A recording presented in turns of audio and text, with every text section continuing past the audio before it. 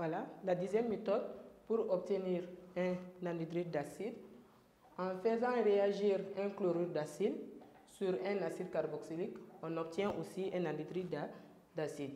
Voilà, lorsqu'on prend l'acide carboxylique et qu'on ajoute un chlorure d'acide, on obtient aussi un anhydride d'acide plus HCl.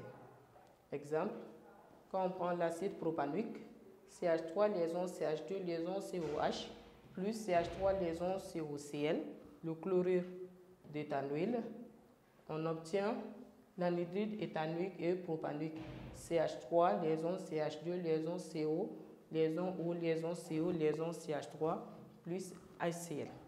Voilà, ça c'est aussi la 10e méthode d'obtention de l'anhydride d'acide. Ensuite, on a une autre dérivée des acides carboxyliques, c'est les amides. Un amide ou une amide est un composé organique dans lequel le groupe acyle est lié à un atome d'azote. Okay?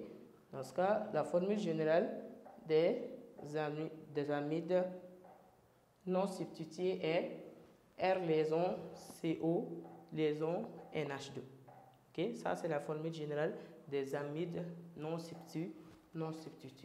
Obtention des amides, on a plusieurs méthodes d'obtenir des amides et on a aussi plusieurs sortes d'amides. D'abord, à partir des acides carboxyliques. Ça veut dire que si on fait la réaction de l'ammoniac avec l'acide carboxylique, on peut obtenir une amide non substituée. Mais ça se passe en deux réactions. D'abord, si on prend l'acide carboxylique plus de l'ammoniac, ensuite on obtient un carboxylate d'ammonium. Maintenant, le carboxylate d'ammonium, si on chauffe ça, voilà, par chauffage, ensuite, dans ce cas, on obtient une amide plus de l'eau. Comme je l'ai dit, ça se passe en deux étapes. On a aussi une autre méthode qui est à partir des chlorures d'acide. À partir des chlorures d'acide, aussi, si on prend le chlorure d'acide, on ajoute aussi de l'ammoniac. Dans ce cas, on obtient une amide non substituée, R liaison CONH2 plus NH4 plus Cl-. Ici, ça c'est pour obtenir une amide non substituée. Maintenant, si on veut obtenir une amine monosubstituée, dans ce cas, on prend toujours le chlorure d'acide, on ajoute une amine primaire. Ça veut dire la réaction du chlorure d'acide avec l'amine primaire nous donne aussi une amide. Ici, ça sera aussi une amine monosubstituée. Okay? Comme vous voyez, ça sera R liaison CO, NH liaison R prime plus R prime liaison NH3 plus Cl moins. Ça, c'est une amide monosubstituée.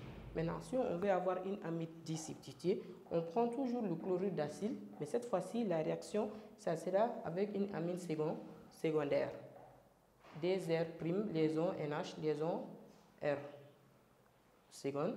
Dans ce cas, on obtient R liaison CO liaison RN R prime R seconde plus R prime NH2 plus liaison R seconde plus Cl moins. Ça, c'est une amide disubstituée. Exemple, ici on a donné un exemple avec du chlorure d'acide avec une amine primaire.